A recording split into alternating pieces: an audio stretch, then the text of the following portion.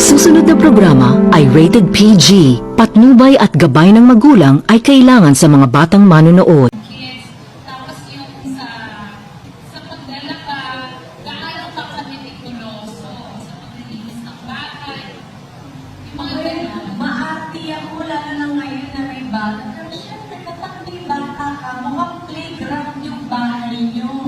Imposibleng hindi. So, hinahayaan mo lang yan basta. At nung dati, kailangan malinis siya, naayos siya, na-sterilize yan. So, may mga ganun talaga. Especially sa kitchen, yung kinakain namin, kung anong lulutuin. Pag may time akong nagluluto, pag wala talagang time at sobrang busy, wala. Siyempre, ang helper ang gagawa. Pero lahat na nangyayari sa bahay, siyempre, ako ang nakatoka sa akin yan.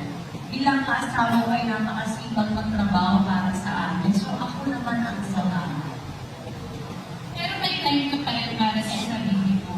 Hindi pwedeng wala eh. Palaging sinasabi na, paano mo ibibigay isang bagay kung wala ka sa sarili mo ng buo? So, dapat sa sarili mo muna buo ka at okay ka bago ma-extend yan sa asawa at saka sa anak mo. Kasi, oo, mahal mo yan, aasikasulit mo, kasi ikaw hindi. Anong klaseng pagmamahal ang maibibigay mo kung ikaw ang nagsulitan mo, hindi ka buo? So, dapat sa sarili mo buo ka, pagbigyan ka, masaya ka, naayos mo, nagagawa yung mga dapat na gawin. So, kaya sigaw, minsan sinasabi ko, oh, dad ha, ito yung oras ko, ito yung time ko, ito yung gagawin ko. Wala siyang gagawin, so siya sa bata, gagawin yung gusto ko. Very, kasi si Dominic supportive din siya, very understanding, kaya siguro nagagawa ko yung mga bagay-bagay. Tapos, kaya sabi ni Miss Ricky nila, sobrang effective mo kang endorser. And totoo naman, pag pa yung din ng TV, once a beauty derm, wala akong makakang kagabi, may commercial ka na makakagawa. So, ano feeling na parang yung dating trono ni Chris Aquino, ikaw na? Ay, hindi. Ang hirap magkumpara ng tao sa isang tao. So, walang comparison. Ayaw ko ng comparison. At ninang ko yan, nare-respeto ko yan. Iba ang narating niya, iba ang binigay sa akin ng Panginoon. So, very thankful ako. Dati kasi nung single ako, wow, for endorsement, ipon ako. Wow, nasa TV ako. Ngayon, pag nanay ka, iba. Salamat, Lord, makakaipon ako para sa mga anak mo, sa magandang future para sa mga anak mo.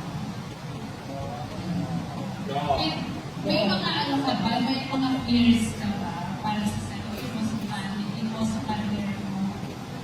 Fears? Fears? Lahat ng tao dumadaan sa mga ang dami, hindi ayoko eh. Mawala ng tao ng mahal sa buhay. Siguro yun lang. Pero ako, tumanda, may mangyari, malosya, whatever, magkarikas, magkapulibaw. Okay lang.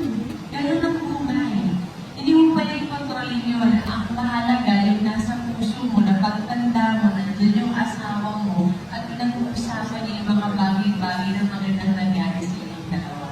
Siguro yun ang nililook forward ko. Kasi in-fear ko yung sarili ko na, ay, nakakatakot, baka ganito. Hindi.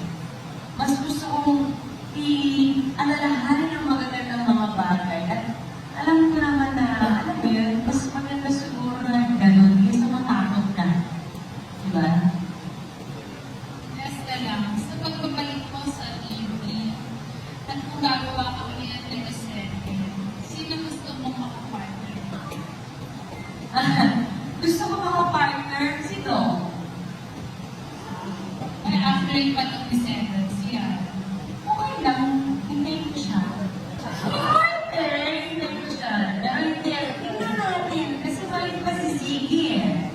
Paglaki niya, tingnan natin. Pero kung bibilang chance at sino gusto ko makapartner, gusto ko makapartner si Bro. Kasi last time na nag-partner kami ay Beloved, 2012?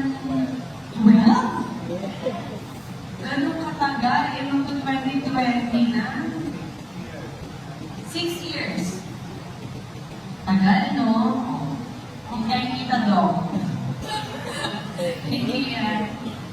The next question is for Ma'am Ray.